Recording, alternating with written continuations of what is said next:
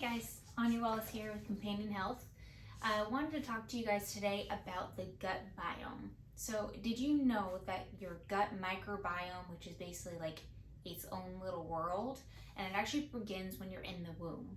So this helps to set up your metabolism, your what we call innate and adaptive immunity. So there's your two different kind of immune systems, one that you're born with and one that kind of grows as you get older. And it just sets you up for life. So there's a lot of different things that can actually affect what happens with your gut biome. So if you were a C-section baby, your gut biome isn't actually as diverse, and there can actually be connections with being a C-section baby and having asthma, what we call atopic diseases, so that's like eczema, other rashes. If you are breastfed or if you're bottle fed, that affects your gut biome. Antibiotic use, especially in the first 8 to 10 years of life, greatly affects your biome as you go through life. If you have pets growing up, so pet dander, that changes your immune system because it's changing what the exposure is in your gut.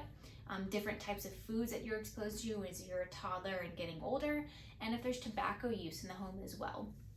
As you become an adult, again, tobacco use is affecting this, medication use, antibiotics, alcohol exposure, all of that is affecting your gut biome. Now, why is this important? Well, your gut biome has a connection to the rest of your body, specifically through the bloodstream. So you may have heard the phrase leaky gut. Leaky gut is kind of what triggers a lot of this inflammation in the body. We like to say if there's inflammation in the gut, there's inflammation in the body.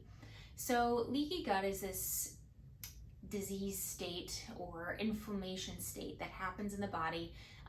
Basically, whenever there's too much inflammation in the gut itself. And when we say the gut, that we're generally talking about the whole system, but a lot of times we're talking specifically about the small intestine and the large intestine, where we house majority of our bacteria. And bacteria is there for a reason. We have what's called probiotics, which is kind of the good biotics. It's what our body needs to help maintain the gut lining, break down foods, fight off foreign bacteria or weird, creepy protozoa and wormy things that hang out in your gut.